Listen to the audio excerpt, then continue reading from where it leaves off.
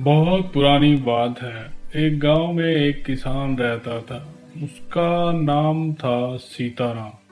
सीताराम अपने पत्नी और 4 बच्चों के साथ रहता था।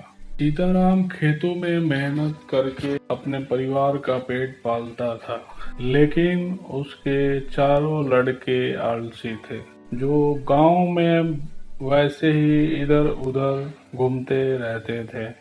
एक दिन सीताराम ने अपनी पत्नी से कहा, अभी तो मैं खेतों में काम कर रहा हूँ, लेकिन मेरे बाद इन लड़कों का क्या होगा?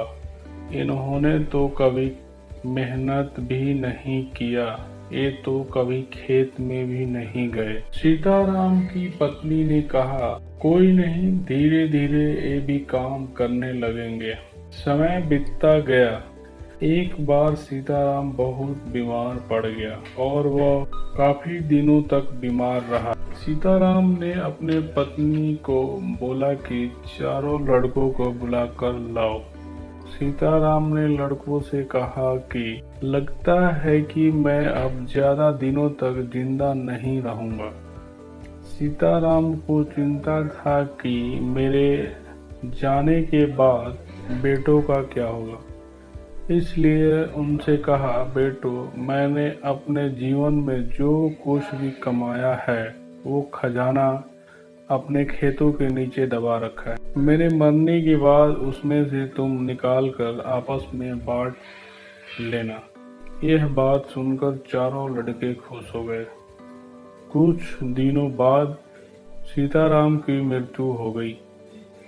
सीताराम के मृत्यु के कुछ दिनों बाद उसके लड़के खेतों में दबा खजाना निकालने गए।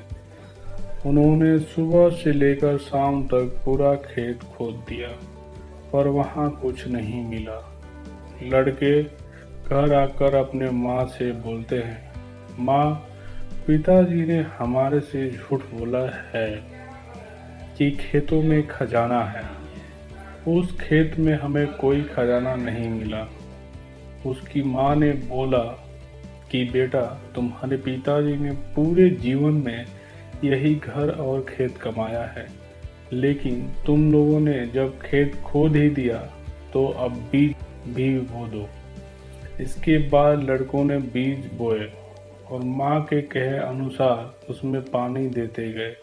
कुछ समय बाद फसल पक कर तैयार हो गई, जिसको बेचकर लड़कों को अच्छा मुनाफा हुआ, जिसे लेकर वो अपनी माँ के पास पहुंचे।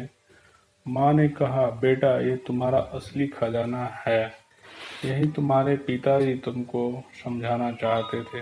दोस्तों, हमें इस कहानी से यही सीख मिली कि आलस्य को छोड़कर मेहनत ही इंसान की असली दौलत है।